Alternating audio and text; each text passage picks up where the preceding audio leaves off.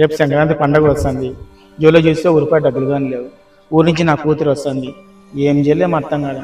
సర్లే సంక్రాంతి ఒక 5,000 అప్పని అడుగుదాం. నమస్తే నా శంకరన్న, బాగున్నామన్నా? నమస్తే రమ్మ, బాగున్నాను. నువ్వు బాగున్నావా రమ్మ? ఏం విశేషాలు రమ్మ?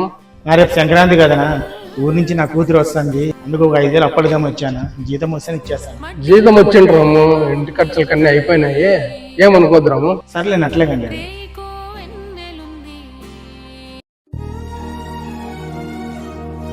ఏంది మా డాడీ ఉన్నట్లున్నాడు, ఎన్నో డబ్బులకి ఇబ్బంది పడుతున్నట్లున్నాడు. నాతో ఎట్లు ఉన్నాయి కదా డబ్బులు, మా డాడీకి ఇచ్చేస్తా, మా డాడీ ప్రాబ్లం ఏమో చూసుకుంటాడు. ఏం డాడీ ఇక్కడ ఉన్నావు? ఏం లేదమ్మా, శంకరంతో కొంచెం పని ఉంటే వచ్చాను. డాడీ నువ్వు అంకుల్తో మాట్లాడడం లేదంతా నేను విన్నాను. నువ్వు డబ్బులకి ఎంత ఇబ్బంది పడుతున్నావు. నువ్వు మంత్లీ పంపించిన డబ్బులన్నీ వేస్ట్ చేయకుండా పొదుపు చేశాను. ఈ డబ్బులు తీసుకొని పోయి పండగ కావాల్సిన సరుకులన్నీ తీసుకొని రా డాడీ. తండ్రికి తగ్గట్టుగా కూతురు, కూతురు తగ్గట్టుగా తండ్రి ఉన్నారు. ఈ రకంగా పిల్లలు ఆలోచన చేస్తే ప్రతి కుటుంబంలోనూ సంతోషంగా పండుగ చేసుకుంటారు రమ్మ. ఈ వీడియో మీకు నచ్చినట్లయితే లైక్ చేసి సబ్స్క్రైబ్ చేసుకోండి.